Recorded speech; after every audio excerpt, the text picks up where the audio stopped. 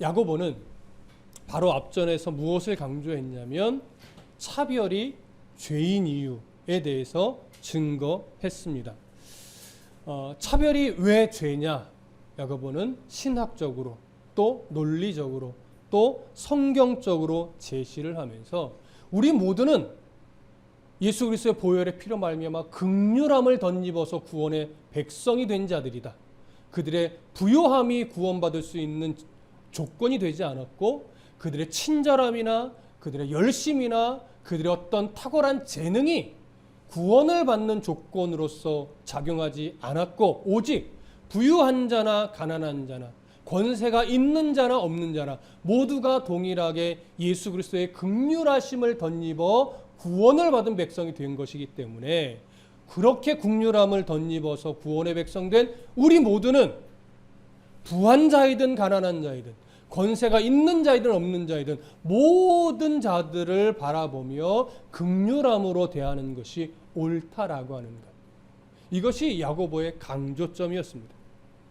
그러면서 오늘 본문으로 들어가면서 야고보는 그 연결선상에서 믿음으로 행함으로 증명되어져야 하는 믿음이 얼마나 중요한가. 행함으로 증명되어지지 못하는 믿음은 아무리 내가 믿음이 있다라고 말을 해도 그 믿음은 옳은 믿음도 아니고 살아있는 믿음이 아니라 죽은 믿음일 수밖에 없다라고 하면서 행함이 없는 믿음의 무가치성, 허무함 이런 것들을 이제 드러냅니다. 오늘 읽은 본문은요, 그런 차원에서 사실 매우 중요한 본문인데 야고보의 어떤 그 목회적 이 서신의 아주 중요한 핵심이기도 하는데 사실 지금까지 기독교 역사 속에서 이 부분은 끊임없이 논쟁이 되어 왔던 본문이기도 합니다. 왜냐하면 오늘 본문을 해석함에 있어서 많은 학자들이 역사 속에서 야고보는 믿음을 가볍게 여기고 있다. 행함만을 중요시 여기며 강조하고 있다. 이렇게 오해되어 왔기 때문에 그렇습니다. 여러분 계속해서 우리가 야고보서를 살펴보면서 확인을 해가고 있지만 야고보는 믿음을 가볍게 여기거나 비난하고 있지 않습니다. 오히려 야고보가 강조하고 있는 것은 뭐냐면 바른 행동으로 나아가지 못하는 위선적인 믿음을 지적하고 있는 것이죠. 그래서 우리가 앞단락에서 확인을 했던 것처럼 차별과 같은 행위, 가난한 자는 저 발등상 아래 앉든지 말든지 무시하고 부한 자, 권세 있는 자만 잘 대하면서 이리 앉으라고 하는 그렇게 차별하는 행위를 갖고 있는 그런 믿음은 옳은 믿음이 아니다. 위선적인 믿음이다라고 하는 것을 지금 계속해서 지적하는데 그런 행위가 오늘 야고보가 말하고 있는 긍휼과 사랑으로 실천되지 못하는 위선적인 믿음, 공허한 믿음의 대표적인 예가 될 것입니다. 이처럼 야고보에게 있어서 믿음은요, 그 믿음의 가치는 바울과 동일하게 매우 중요한 가치를 가지고 있습니다.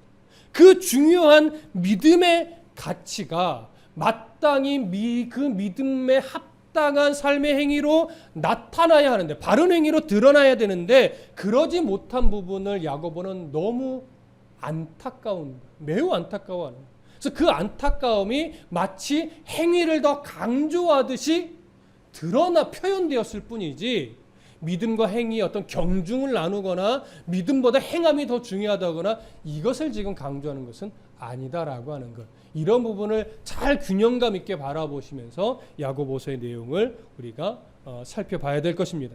그래서 오늘 우리가 읽은 14절부터 17절까지는요. 행함이 따르지 않는 믿음이 얼마나 공허한가, 얼마나 헛된가 이 부분을 조금 더 강조합니다. 그러면서 이제 행함이 있는 믿음이 얼마나 중요한가로 넘어가게 되는데 오늘 본문을 조금 먼저 살펴보겠습니다. 14절 함께 읽습니다. 14절 시작. 내 형제들아 만일 사람이 믿음이 있노라 하고 행함이 없으면 무슨 유익이 있으리요? 그 믿음이 능히 자기를 구원하겠느냐? 자, 또 부르죠. 내 형제들아. 계속되어 오지만 내 형제들아라고 하는 이 호칭의 범주는 믿음과 행함의 균형감을 이루고 있는 성도뿐만이 아니라 지금 안타깝게도 믿음과 행함이 균형감을 이루지 못하고 바른 행함이 없이 무엇인가 왜곡된 믿음을 가지고 있는 성도들까지도 포함해서 부르고 있는 겁니다. 왜? 왜냐하면 야고보의 이 서신은 그 왜곡된 믿음을 가지고 왜곡된 이해를 가지고 행함이 올바른 행함이 나타나고 있지 않은 그런 성도들에게 이 말씀을 통해서 다시 바른 행함이 있는 올바른 믿음으로 돌아오게 하기 위한 목회적 서신이기 때문에 그렇습니다. 그래서 이 내 사랑하는 형제들아라고 하는 범위에는 믿음이 건강한 성도, 믿음이 연약한 성도까지 다 포함해서 부르는 것이라는 것. 여러분 그런 이해를 가지시고 그 다음에 내 형제들아 만일 사람이 이렇게 합니다. 여기서 말하는 사람은 어떤 사람일까요? 모든 사람이 아니라 성도들 가운데 믿음이 있노라 말하는 성도들 가운데 그 믿음이 있다라고 하는 그 말과 비슷한 그 말에 합당한 믿음의 행위가 나타나지 않고 있는 사람들이에요. 그래서 여기서 말하는 사람은 그런 류의 사람입니다. 그러니까 성도죠. 성도 중에 지금 행함이 올바른 행함이 없는 성도. 근데 그 성도가 이렇게 말하는 거예요. 믿음이 있노라 하고 행함이 없으면. 여러분 여기서 말하는 믿음은 어떤 믿음일까요? 행함이 있노라, 믿음이 있노라 하고 행함이 없으면이라고 얘기해요. 여기서 말하는 믿음은요, 구원의 확신으로서의 믿음입니다. 나는 구원을 받은 거룩한 백성입니다. 나는 구원의 확신이 있습니다. 라고 여기는 믿음이에요. 그러면 행함은 뭘까요? 그 믿음에 합당한 행동이죠. 그래서 내가 구원받은 백성 나는 맞아요. 나는 믿음이 하나님을 사랑하는 굳건한 믿음을 난 가지고 있어요. 라고 말해요. 근데 그에 따른 뭐가 없다는 거예요? 행함이 없다는 거예요. 그래서 여기서 말하는 행함은 그 믿음을 증명하는 역할로서의 행함입니다. 내가 가지고 있는 믿음을 정말 그 믿음이 옳구나라고 인정받을 수 있는 그런 행함이에요. 마치 예수님이 그 사람이 구원받은 백성인지 아닌지 무엇으로 안다라고 말한 것과 똑같아요. 열매로. 삶에 나타난 열매로 그 사람이 정말 구원받은 사람인지 내가 판단할 거야.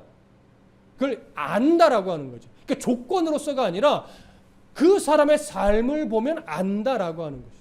근데 그 판단은 물론 예수님만이 하실 수 있는 것이지만 그렇게 말씀하셨던 것처럼 여기서 말하는 행함은 그 사람이 가지고 있는 믿음을 증명하는 차원의 행함입니다.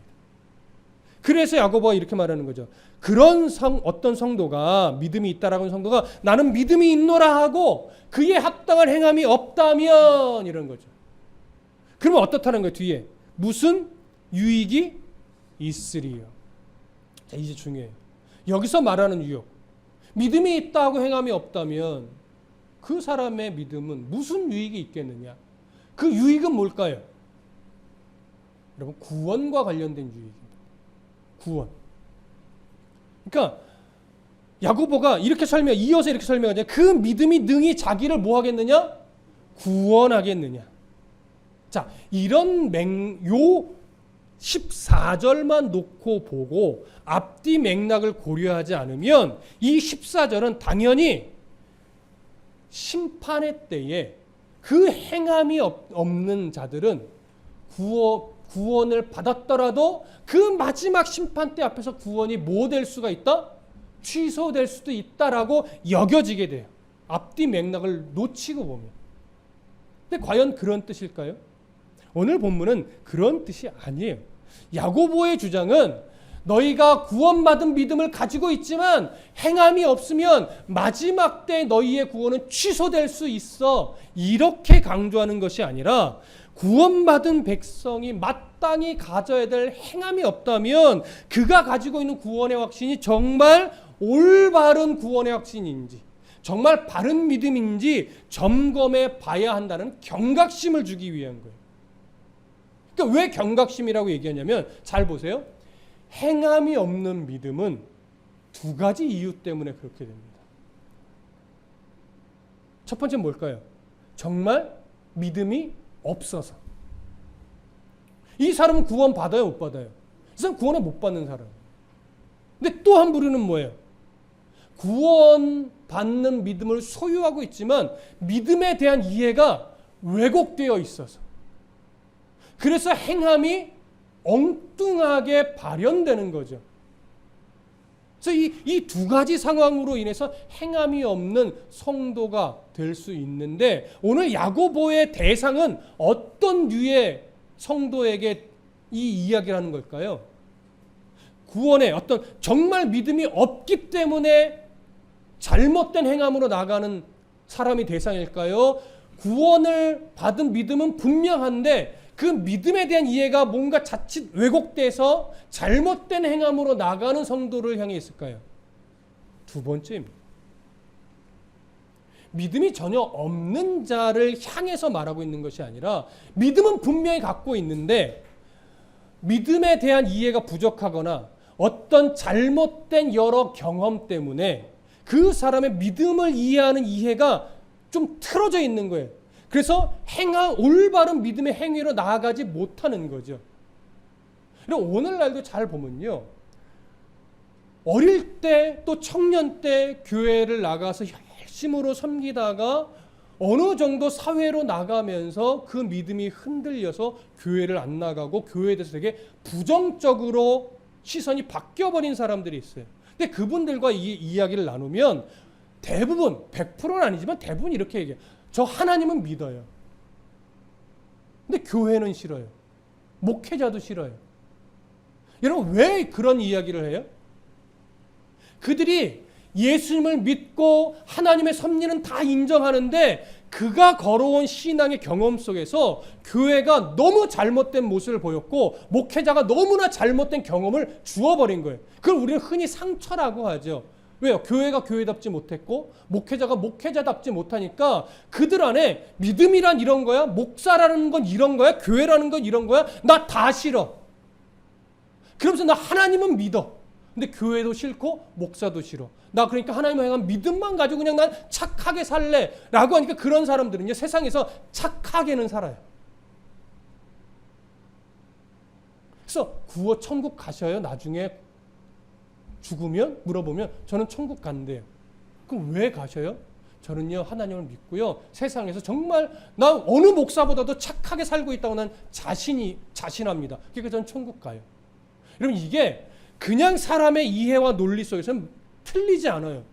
하나님도 믿고 웬만한 목사보다도 자기는 선하게 살고 있다고 자부한다면 그것이 천국 가는 기준으로 여길 수 있는 거죠. 근데 그건 뭐예요? 구원이란 무언지 믿음이란 무언지 뭔가 조금 살짝 왜곡되어 있기 때문에 그런 거예요. 이런 구원은 하나님을 아는 것으로 가는 것도 아니고 선한 행위로 가는 것도 아니란 말이에요. 구원이란 철저하게 나의 어떠함과 상관없이 나를 위해 나의 죄를 위해 대신 십자가에 죽어주신 예수 그리스도의 보혈의 은혜를 내가 덧입는 것 이거 하나밖에 없단 말이죠.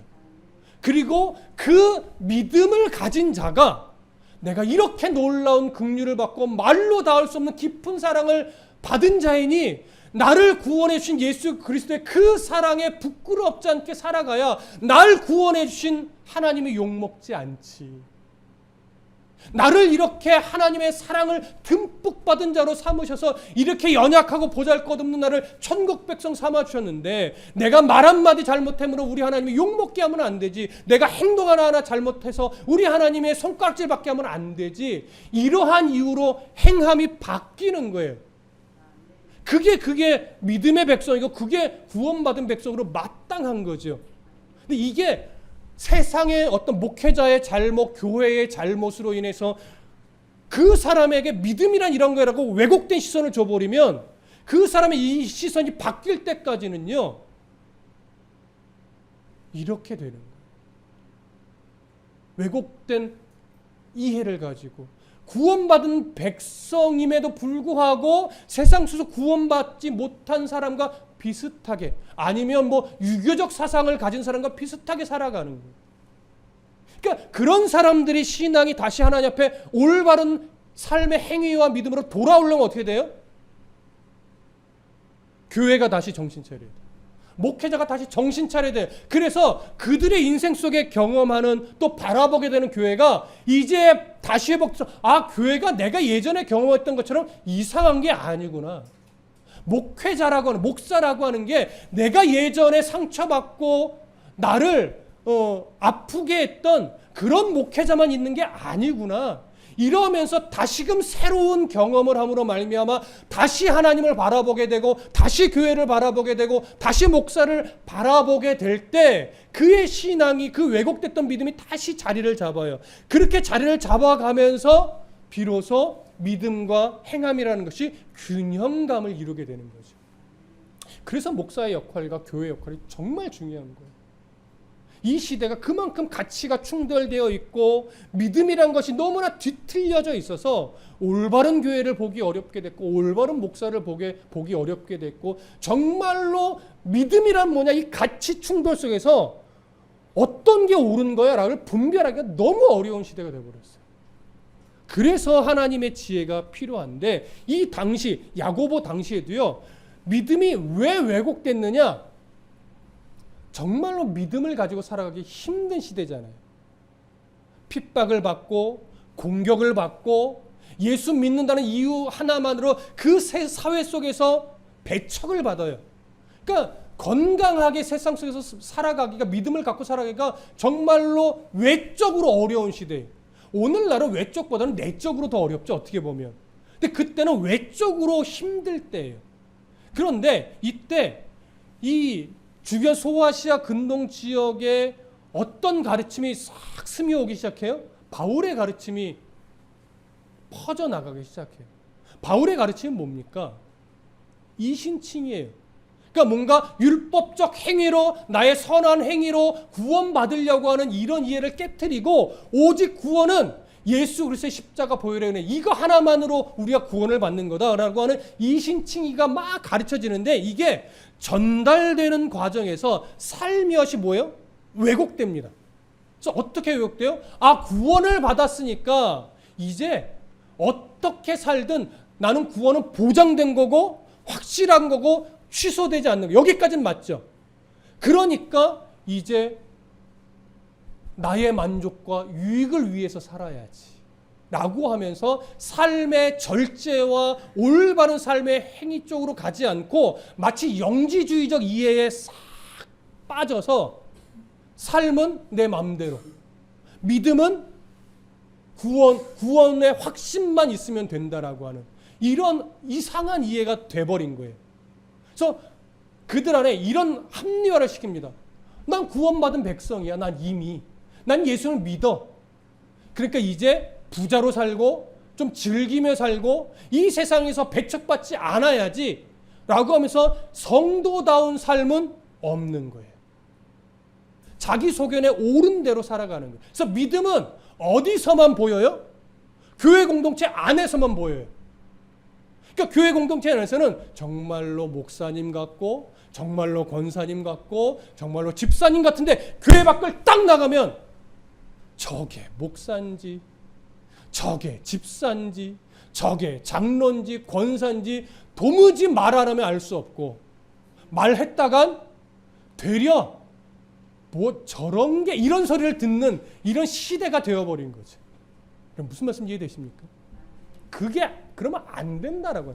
야고보가 말하는 건 그렇게 깨져 있으면 안 된다라고 하는 거예요. 구원받은 백성이고 교회 안에서 참 거룩하다면 그 거룩함이 교회 밖에 나가서 그냥 꼭 내가 거룩하려고 해서가 아니라 나를 구원해 주신 하나님의 그 은혜로 인해서 자연스럽게 제가 목사예요라고 말해도 누군가 손가락질하지 않을 정도가 되어야 된다는 거죠. 교회 밖을 나가서 막 일상의 삶을 살아가면서 주변 사람과 막 이렇게 관계를 맺잖아요. 근데 사실은 제가 교회 직분자예요라고 말할 때 그 사람이 놀래를 땐 두 가지 반응이잖아요. 역시 이래서 놀래는 경우도 있고 뭐? 기분이 확 상하는 거지. 이래서 놀랄 수도 있고. 여러분 굳이 내가 교회의 성도요, 목회자요, 직분자요 말하지 않더라도 그의 행위가 알고 보니 성도라고 걸 알게 될 때 그 사람은 역시 이런 차원으로 놀랄 수 있게 교회 밖에서의 이 행위가 따라와야 된다는 거예요. 근데 야고보의 강조점은 뭐냐면 그게 마땅히 따라와야 된다라고 하는 건데 그것을 그 부분에서 아주 중요한 예를 하나 이제 드는 거예요. 야고보가 그 예가 뭐냐? 15절 16절입니다. 함께 읽습니다. 시작. 만일 형제나 자매가 헐벗고 일용할 양식이 없는데 너희 중에 누구든지 그에게 이르되 평안히 가라, 덥게 하라, 배부르게 하라 하며 그 몸에 쓸 것을 주지 아니하면 무슨 유익이 있으리요. 자, 이것이 야고보가 그 당시 교회의 그 현실을 바라보면서 행함이 있는 믿음으로 가야 되는데 그렇지 못한 행함이 없는 믿음. 나는 믿음이 있노라는데 실제로는 그 믿음이 합당한 행위가 없는 아주 대표적인 예 하나를 그들에게 딱 드는 거예요. 그게 뭐냐면 만일 형제나 자매가 헐벗고 일용할 양식이 없는 상황이에요. 여기 형제 자매는 뭡니까? 세상의 모든 가난한 사람을 말하는 것이 아니고 지금 여기서만큼은 교회 안에 같은 성도 중에를 말하는 거예요. 같은 성도 중에 헐벗고 일용할 양식이 없는 자가 있어요. 이 사람을 예로 드는 거예요. 근데 이 사람은 이미 앞에서 언급했듯이 차별받는 가난한 자, 그런 류의 사람이죠. 그러니까 그 수신자들 교회 공동체 안에 이미 뭐가 만연해 있어요? 가난한 자, 명예와 권세가 없는 자를 차별하는 지금 상황이 팽배해 있는 거예요. 그런 상황에 있어서 너희가 이미 이런 가난한 자를 차별하여 왔는데 너희의 성도 지체 중에 헐벗고 양식이 없는 자, 가난한 자, 극한 가난에 놓여 있는 자가 있다 이거예요. 너희 공동체 일원 중에서. 근데 여기서 이 극도로 가난한 자는요, 한 가지 아셔야 될 게 있어요. 일하기 싫어서 가난한 자가 아니에요. 당시 사회 구조상 부유하고 싶어도 부유할 수 없는 자예요. 부지런히 열심히 일한다고 해서 그에 대한 대가를 받을 수 없는 상황에 놓여 있는 자예요. 극한 가난이죠. 이해되십니까? 어쩔 수 없이 가난하게 살 수밖에 없는 그런 부류의 참 안타까운 인생을 살아가고 있는 자예요. 바로 그런 자가 있는데 16절로 넘어서 너희 중에 누구예요? 성도들 중에. 그 다음에 누구든지라고 말하죠. 여기서 누구든지 해당하는 자는 잘 들으세요. 모든 성도도 마땅하지만 그 중에서도요, 이렇게 헐벗고 가난한 자를 도와줄 수 있는 능력이 있는 자. 이해되시죠? 비슷한 처지에 있는 사람들이 뭘 어떻게 돕겠습니까? 그런데 여기서는 그 공동체 구성원들 중에서 정말로 그 어려운 자를 도울 수 있는 부유함을 갖고 있거나 어떤 권세를 갖고 있거나 능력이 있는 자를 말하는 거예요. 자, 그렇게 성도들 중에 어려운 자를 도울 수 있는 능력이 있는 그 누구든지 그에게, 그 가난한 자의, 그 힘든 자에게 이르되, 이렇게 말합니다. 평안히 가라, 덥게 하라, 배부르게 하라 하며 그 몸에 쓸 것을 주지 아니하면 무슨 유익이 있으리요. 여러분, 이게 무슨 말입니까? 아우, 왜 이렇게 근심에 쌓여 있어? 왜 이렇게 얼굴에 웃음이 없어? 좀 평안해. 아이고, 왜 이렇게 이런 날씨에 그렇게 옷을 입고 가서 좀 따뜻하게 입고 다녀? 아, 왜 이렇게 밥을 못 먹어? 좀 배부르게 먹어. 아니, 밖에 나가서 좀 사 먹으라고. 여러분, 이게 보편적인 성도와 성도 관계는 그냥 위로나 인사말이 될 수가 있어요. 근데 여기서는 그런 상황이 아니죠. 어떤 상황이에요? 극도의 가난 속에 있는 자예요. 여분의 옷이 없는 자예요. 하루 먹기도 힘든 자, 하루 한 끼 먹기도 힘든 자예요. 근데 그들이 노력이 안 해서가 아니라 그 사회 구조상 아무리 노력을 해도, 아무리 열심을 내도 그런 어떤 상황을 벗어날 수 없는 참으로 안타까운 자예요. 여러분, 성경에 보면, 누가복음 16장에 보면 부자와 나사로 이야기가 나옵니다. 나사로는 보통 앞에 수식어가 붙죠. 무슨 나사로예요? 모르시나요? 보통 거지 나사로라고 해요. 이 거지 나사라고 할 때 이 거지는요, 헬라어로 푸토코스라는 단어를 쓰는데 이 단어는 거지라는 의미도 있지만 사실은 거지라는 의미보다요 매우 가난한 자예요. 그러니까 이 나사로도 어떤 가난이냐면 게을러서 일하기 싫어서 거지처럼 살아가는 인생이 아니라 일하고 싶어도 일할 것이 없고 그 상황 속에서 아무리 노력을 해도 그 빈궁한 상황을 벗어날 수 없는 극도의 가난 속에 놓여 있는 자예요. 그냥 가난에 묶여 있는 자예요. 이거 잘못 설교하면요, 이 누가복음 잘못 설교하면 거지로 살아도 돼 구원받았으니까 이렇게 돼요. 그럼 잘못된 교훈이죠. 거지 나사로로 번역하면 안 된다고 저는 생각을 하는 사람입니다. 거지 나사로가 아니라 매우 매우 가난한 나사로예요. 매우 매우 가난을 탈피할 수 없이 참 불우한 인생을 살지만 그에게는 하나의 소망을 갖고 있는데 그게 무슨 소망이에요? 그게 하나님 나라의 소망인 거예요. 이 거지 나사로라고 번역하니까 뭐 거지면 어때 구원받으면 돼 이렇게 돼버려요. 예수 믿는 사람 거지로 살면 안 돼요. 가난하게는 살 수 있어요. 근데 거지로 살면 안 돼요. 무슨 말씀인지 이해되시죠? 그런 가난 속에 놓여 있는 자예요. 그런데 문제는 뭐냐면 여기에 그 같은 공동체 안에 있는 부유한 자가 이들의 가난한 상황과 현실을 알까요, 모를까요? 안단 말이에요. 이 사람이 가난할 수밖에 없고 이 사람에게 여벌의 옷이 없고 이 사람들에게 양식의 어떤 비축된 양식이 없는 어쩔 수 없이 이렇게 극도의 가난에 묶여 살 수밖에 없는 상황과 현실과 처지를 안단 말이에요. 아는데 그들에게 이렇게 말해요. 평안히 가. 좀 덥게 해. 좀 배부르게 먹어. 여러분 이게 위로일까요? 조롱일까요? 이건 조롱일 수밖에 없는 거예요. 이게 영혼 없는 위로 같지만 영혼 없이 그들에게 공허한 말을 그냥 내뱉는 거예요. 그래서 요한일서에 보면 요한이 이렇게 말하죠. 성도들아 말과 혀로만 사랑하지 말고 행함과 진실함으로 사랑하자. 이게 뭐예요? 우리가 도울 수 없어서 못 돕는 건 어쩔 수 없죠. 그러면 마음으로 기도해주고 함께 울어주고 그냥 옆에만 있어주면 되잖아요. 근데 도울 수 있는 능력이 있으면 그러면 도우면서 미안해 내가 이만큼밖에 못 돕지만 이게 좀 도움이 됐으면 좋겠어. 여러분 이게 사랑이죠. 아까워서 아니 뭐 저런 인간을 도와 이런 식의 이해로 말로만 공허한 메아리만 울리고 있다면 야고보는 그건 믿음이 아니다라고 합니다. 요한은 그건 사랑이 아니다라고 말합니다. 이걸 우리가 정말 깊이 깨달아야 됩니다. 그래서 그 몸에 쓸 것을 주지 아니하면 그 사람에게 그 말이 무슨 유익이 되겠느냐라고 하는 거죠. 마찬가지로 우리가 구원의 확신이 있다라고 말하면서 그에 합당한 행위가 없다면 그 사람이 갖고 있는 구원의 확신이 정말 구원에 이르는 믿음이 맞겠느냐? 이런 질문을 던지는 거예요. 왜? 좀 돌아보라고.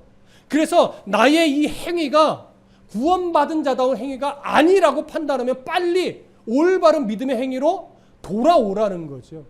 그걸 말하고 싶은 것이에요. 너희는 저주받은 자식이야. 너희는 그 행위를 보니까 말은 구원받았다고 말하지만 너희는 구원 못 받아. 이걸 강조하고 싶은 것이 아니라 너희들이 구원이 있다라고 말을 하고 거룩한 백성인 것처럼 자신을 합리하면서 이 행위 난 구원받았으니까 이렇게 해도 되지요 라고 말하는 그 행위는 사실 구원 없는 자, 구원받지 못한 자가 하는 행위야. 이걸 알아야지. 그걸 빨리 인정하고 너희 구원을 주신 예수 그리스도의 보혈의 은혜에 합당하도록 그 행위를 이기적으로 살아가는 이 행위를 좀 바꿔라. 이걸 강조하고 싶은 거죠. 오늘날 예수님이 한국교회를 바라보면서도 목회자들에게 또 성도들이 그거 요구하지 않겠습니까? 야 너희들 성경 공부하면 뭐하니? 그에 합당한 겸손한 삶이 없는데 성경 수십독 하면 뭐하니? 그에 합당한 믿음의 선한 행위가 없는데 오히려 너의 말과 행실을 통해서 내가 그렇게 매일 욕먹고 있는데 그 믿음이 무슨 가치가 있니라고 오늘 우리에게 말하지 않을까요? 그래서 저도 이 말씀을 준비하면서 나는 정말 목사다운 말과 행실을 가지고 있는가 돌아보게 됐습니다. 여전히 연약하죠. 여전히 부족하죠. 저도 여전히 말에 실수가 있고 여전히 행동에 실수가 있는 자인데, 근데 우리 모두가 다 똑같단 말이죠. 그래서 이제 17절 봅니다. 17절 함께 읽습니다. 시작. 이와 같이 행함이 없는 믿음은 그 자체가 죽은 것이라. 자, 이와 같이 앞에서 15절 16절에서 말하고 있는 것처럼 헐벗고 일용할 양식이 없는 그들에게 공허한 말로만 위로하며 마치 그것이 자기의 거룩함을 드러내는 양 착각하고 있는 것, 그런 모습은, 그렇게 행함이 없는 믿음은 그 자체가 뭐라고요? 죽은 거라고. 그러니까 죽었다는 건 우리가 두 가지로 이해할 수 있는 거예요. 첫 번째 뭐예요? 아예 정말 잘못된 믿음, 예수 그리스도를 믿는 믿음이 아닌 거예요. 이단에서 말하는 그런 이상한 믿음, 그런 믿음을 갖고 있기 때문에 그렇다라고 볼 수도 있고, 또 하나는 뭐예요? 너희들의 믿음에 대한 이해가 지금 왜곡되어 있으니 그 왜곡된 이해를 빨리 바로잡으라는 거죠. 그런 차원에서 바로잡지 못한 현재 믿음은 살아있는 믿음이 아니라 죽은 믿음이라는 거죠. 그걸 강조하고 싶은 거예요. 그러니까 이걸 이런 이해로 보지 않으면 그렇게 행함이 없는 믿음은 그 자체가 죽은 것이다 라고 하면서 마치 구원이 취소될 수 있는 것처럼 잘못 해석할 수가 있어요. 지금 그것을 강조하는 것이 아닙니다. 자, 이와 비슷하게 행함이 있는 믿음, 행함이 없는 믿음, 이 부분에 대해서 예수님도 말씀을 하셨었어요. 여러분, 마태복음 25장에 가보면 예수님이 이렇게 말해요. 내 형제 중에 지극히 작은 자 하나에게 한 것이 곧 내게 한 것이라. 그리고 또 이렇게도 말해요. 이 지극히 작은 자 하나에게 하지 아니한 것이 곧 내게 하지 아니한 것이라. 이런 지극히 작은 자에게 행하는 말과 태도를 근거로 해서 예수님이 그들의 믿음을 칭찬하기도 하고 그들의 믿음을 책망하기도 해요. 그런데 우리가 이 예수의 말씀을 잘 봐야 되는 것이 뭐냐면, 이 말씀을 하게 된 출발점이 어디인가를 먼저 확인해요. 자, 마태복음 24장으로 한번 가봅니다. 마태복음 24장 3절. 마태복음 24장 3절. 자, 함께 읽습니다. 마태복음 24장 3절. 찾으신 분들 함께 읽습니다. 시작. 예수께서 감람산 위에 앉으셨을 때에 제자들이 조용히 와서 이르되 우리에게 이르소서 어느 때에 이런 일이 있겠사오며 또 주의 임하심과 세상 끝에는 무슨 징조가 있사오리이까. 자, 이렇게 말세의 징조, 재림의 징조에 대해서 이 제자들이 자꾸 물어요. 그때 예수님이 이제 그 제자들에게 재림과 말세에 대한 바른 교훈의 이 말씀을 시작하는데, 그러면서 해주신 말이 뭐냐면, 말세의 징조는 난리와 난리, 뭐 기근, 뭐 대적하는 거, 사랑이 식어지는 거, 이런 류를 쭉 이야기하고, 그러나 그 말세는 재난의 시작이지 재림의 징조가 아니다라고 하면서 재림의 징조는 뭐라고 가르쳤어요? 복음이 충만해지는 것. 그래서 하나님이 이제는 됐다라고 하면 그때 하나님의 명을 따라 예수님이 재림하시는 거기 때문에 재림의 시기는 그 누구도 알 수 없다라고 하는 말로 시작을 하면서 이제 그 천국에 대해서 또 천국 백성에 대해서 쭉 예수님이 가르치기 시작하는데, 그 천국 백성에 대한 가르침 중에 뭐가 나오냐면 열 처녀의 비유가 나오고, 또 천국 백성의 가르침을 가르친 중에 또 하나가 뭐냐면 달란트의 비유도 거기서 나오는 거예요. 그래서 열 처녀의 비유와 달란트의 비유는 단순하게 어떤 세상적 교훈이 아니라 천국 백성에 대한 교훈 중에 이 예가 나오는 거예요. 비유가 나오는 거예요.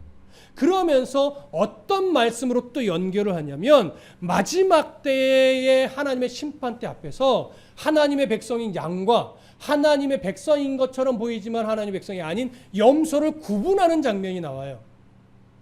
거기서 하나님의 백성인 양에 대해서 예수님이 이렇게 이야기합니다. 때에 임금이 그 오른편에 있는 자들에게 이르되 내 아버지께 복받을 자들이여 나와 창세로부터 너희를 위하여 예비된 나라를 상속받으라. 그럼 잘 들으세요. 내가 줄일 때에 너희가 먹을 것을 주었고 목마를 때에 마시게 하였고 나그네 되었을 때에 영접하였고 헐벗었을 때에 옷을 입혔고 병들었을 때에 돌보았고 옥에 갇혔을 때에 와서 보았느니라. 그리고 이런 모습에 대해서 내 형제 중에 지극히 작은 자 하나에게 한 것이 곧 내게 한 것이니라. 이렇게 얘기해요. 자, 잘 들으세요. 지금 이 말, 지극히 작은 자에게 행했던 이런 유의 말, 구원의 조건으로서 예수님 말씀하신 게 아니에요. 이렇게 했으니까 구원받은 백성이 된 거야, 이걸 말하는 것이 아니라 너희가 태초부터 하나님의 작정과 심 속에서 구원받은 백성이 되었는데 구원받은 백성으로서 너희들의 삶의 특징을 보니까 이런 특징을 가지고 있었다. 그 특징이 바로 너희들이 구원받은 백성임을 증명했다. 이런 이야기가 되는 거예요. 자, 그랬더니 이 말을 들은 양이 어떻게 반응했느냐? 24장 37절 보십시오. 올바른 믿음을 가지고 있던 사람들은 이렇게 반응을 하게 되어 있는 거예요. 자, 24장이 아니고 25장 37절이에요. 25장 37절. 자, 함께 읽습니다. 시작. 이에 의인들이 대답하여 이르되 주여 우리가 어느 때에 주께서 줄이신 것을 보고 음식을 대접하였으며 목마르신 것을 보고 마시게 하였나이까. 자, 바른 믿음을 갖고 있는 사람들은 의아한 거예요.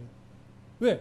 그냥 그들은요, 구원받은 백성으로서 하나님 보시기에 부끄럽지 않게 살려고 그냥 일상의 삶을 부단히도 노력하고 애쓴 거예요. 굳이 이렇게 하면 내가 구원받을 수 있을까? 이렇게 하면 뭐 하나님의 앞에 칭찬받을 수 있을까? 이런 생각을 하고 뭔가를 한 것이 아니고, 내가 구원받은 백성인데, 내가 하나님의 나라의 백성이 됐는데, 내가 이렇게 참 하나님 앞에 하나님의 이름에 하나님 이름이 욕먹지 않게 하려고 내가 이렇게 살아가는 것이 마땅하지 하면서 그냥 자기의 일상을 성도답게 살려고 그냥 애를 쓴 것뿐이에요.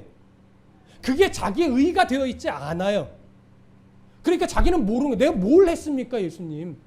내가 한 게 없어. 이렇게 반응을 하는 거죠. 이게 진심인 거예요. 그랬더니 예수님이 하신 말이 내 형제 중 지극히 작은 자 하나에게 네가 내 이름에 부끄럽지 않도록 섬겨주고 위로해주고 나누어주고 했던 그것이 내 백성이라는 증거였어. 이 얘기라는 거죠. 자, 그런데 반면에 거꾸로 염소는 예수님이 이런 말을 할 때 예수님이 그들에게 너희는 내가 줄일 때 물을 주지 않고 막 이런 얘기를 했을 거 아니에요. 그럴 때 이 염소들은 이렇게 반응을 하는 거예요. 자, 어디를 보시냐면 25장 44절 봅니다. 자, 25장 44절 함께 읽습니다. 시작. 그들도 대답하여 이르되 주여 우리가 어느 때에 주께서 줄이신 것이나 목마르신 것이나 나그네 되신 것이나 헐벗으신 것이나 병드신 것이나 옥에 갇힌 것을 보고 공양하지 아니하더이까. 여러분 이 말 잘 들으셔야 돼요. 이 말은요, 이 염소들이 예수님께 물을 드렸다는 거 안 드렸다는 거예요? 드렸다는 거예요. 또 이들이요, 줄이신 것이나 목마르신 것이나 나그네 드신 것이나 헐벗은 것이나 병드신 것이나 옥에 갇힌 것을 보고 공양하지 아니하다니까 이거 말이잖아요. 공양했다는 거예요, 안 했다는 거예요? 공양했다는 거예요. 그런데 문제는 뭐예요? 하나님은 받으셨다는 거예요, 받지 않으셨다는 거예요? 하나님은 받지 않으셨다는 거예요. 다시 얘기하면 이들은요, 종교적으로는 수없이 많은 업적들이 있었다라고 하는 거예요. 그런데 누구와는 상관없는 업적이에요? 하나님과는 상관없는 업적이에요. 목사로서 큰 교회를 일으켰어요. 성도로서 교회 하나를 지을 만큼 헌금도 어마어마하게 했어요. 또 어떤 이는 교사로서 하나님 앞에 헌신을 막 30년 동안 예를 들어 했어요. 수없이 많은 종교적 행위들을 했어요. 나름 명분은 뭐예요? 하나님을 위해서. 근데 정작 하나님은 내가 나를 위해 한 게 넌 하나도 없어, 이 얘기라는 거예요. 무슨 말씀인지 이해되십니까? 정말로 하나님이 기뻐하시는 것은 교회의 종교적 업적을 요구하는 것이 아니라 내 자녀로서 마땅히 너희가 살아가는 일상 속에서 하나님의 이름에 부끄럽지 않은 일상의 흔적들이 나타나야 된다라고 하는 거죠. 그것이 없다면 교회에서 아무리 수많은 일을 하고 종교적으로 아무리 수많은 업적을 일으킨다 하더라도 그것은 나와 아무 상관이 없는 너를 위한, 너의 만족을 위한, 너의 종교적 카타르시스를 위한 행위밖에 되지 않는 거야. 이 얘기라는 거예요. 근데 여러분, 이게 정말 무섭고 힘든 거예요. 왜? 저도 조금만 이 안경에 서리가 끼면 종교적으로 거룩한 명분으로 포장해서 이런 행위를 하면서도 저도 모를 수가 있어요. 그래서 목회자가 깨어 근신해야 되고 일어나는 상황과 관계 속에서 빨리 이런 야고보의 또 예수님의 교훈을 빨리 캐치를 해야 돼. 그래서 내가 너무 멀리 갔구나. 내가 지금 또 교만해졌구나. 내가 지금 하나님과 상관없이 내 욕심을 부리고 있구나. 이거 빨리빨리 캐치해야 돼. 그러니까 얼마든지 우리 모두는 다 그럴 소지가 있는데 중요한 건 하나님 말씀 앞에 나와서 바른 말씀 앞에 우리가 아멘으로 받으면 이런 어떤 이 눈앞에 있는 서리들이 조금씩 꼈다가 또 깨끗해지고 꼈다가 깨끗해지면서 이런 교열 교정을 말하자면 하나님 앞에 받으니까 바른 걸음으로 우리가 나아갈 수 있는 거죠. 그래서 오늘 야고보가 이 오늘 본문에서 최종적으로 강조하는 것은 바로 이 부분입니다. 그런 차원에서 행함이 없는 믿음을 이야기하는 거예요. 삶 속에서 그리스도인다운 행함이 없이 종교적으로만 열심을 낸다고 해서 구원의 확신이 있다라고 말만 거룩하다고 해서 그것이 구원받은 믿음이 아니다. 머리로 알고 있는 종교적 지식이 믿음이 아니라는 것. 내가 속한 교회 이름이 그 사람의 믿음이 아니라는 것. 내가 받은 신앙의 교육이 그 사람의 믿음이 아니라고 하는 것. 내가 살아가는 일상의 영역에서 예수 그리스도의 성품을 닮아가는 씨름. 그리고 그 성품에 맞게 말과 행실이 다듬어지면서 나의 말과 행실 속에 예수님의 아름다우심을 드러내도 손가락질 받지 않을 수 있는 그런 애씀의 삶을 살아갈 때 그것이 뭐냐면 바로 행함이 있는 믿음이에요. 여기서 행함이 있는 믿음을 꼭 헌금, 열심, 헌신, 봉사 이런 쪽으로 맞추지 마십시오. 그것도 포함이 될 수 있을 뿐이지 그것이 행함이 있는 믿음이 아닙니다, 여러분. 여기서 말하는 행함은 그리스도인다운 삶의 태도와 변화된 말과 변화된 행실, 겸손, 무엇인가 가지고 있다고 교만 떨지 않고 세상 속에서 좀 초라하다고 자기를 격하시키는 것이 아니라 야고보나 베드로가 늘 강조하듯이 없는 자는 뭘 자랑스러워해야 돼요? 믿음의 부요함을 자랑스러워해야 돼요. 세상 속에서 가진 것이 좀 많은 자는 뭘 자랑스러워해야 돼요? 그 가지고 있는 것을 자랑스러워하는 것이 아니라 그도 역시 동일하게 나의 믿음이 주의 은혜로 말미암아 구원받았다는 이 사실 하나를 자랑해야 되는 것이지. 목회자도 뭘 자랑해야 돼요? 큰 교회를 자랑하는 거예요? 아니에요. 나와 같이 보잘것없는 자가 구원의 백성 삼으시고 목회자를 삼으셔서 감당할 수 없을 만큼 이 하나님 말씀을 감히 강단에서 담대하게 선포할 수 있는 이런 은혜를 주신 것을 자랑스러워하는 것이지 다른 거 없다라고 하는 것이지. 그래서 오늘 우리는 이런 행함이 있는 믿음을 갖기 위해 오늘도 부단히 나의 삶의 행실이 하나님이 말씀하신 그리스도인다운 모습과 나의 성품이 그리스도인의 성품으로서 예수 그리스도의 성품을 닮아가는 일에 오늘도 내가 애쓰고 있는가를 점검하시면서 그렇지 못했다면 지금 우리는 약간 왜곡된 잘못된 믿음의 행위로 가고 있는 것이고 이것을 빨리 이 말씀의 교훈을 바꿔서 애쓰고 바꾸려고 노력하고 있다면 그 사람은 지금 행함이 있는 믿음의 모습을 가지고 있는 겁니다. 스스로를 그렇게 위로하고 격려하시면서 오늘 야고보의 권면대로 행함이 있는 건강한 믿음의 소유자에서 행함과 믿음이 균형을 이룬 그런 성도의 삶이 되시기를 간절히 소망하고 축복합니다. 기도하겠습니다.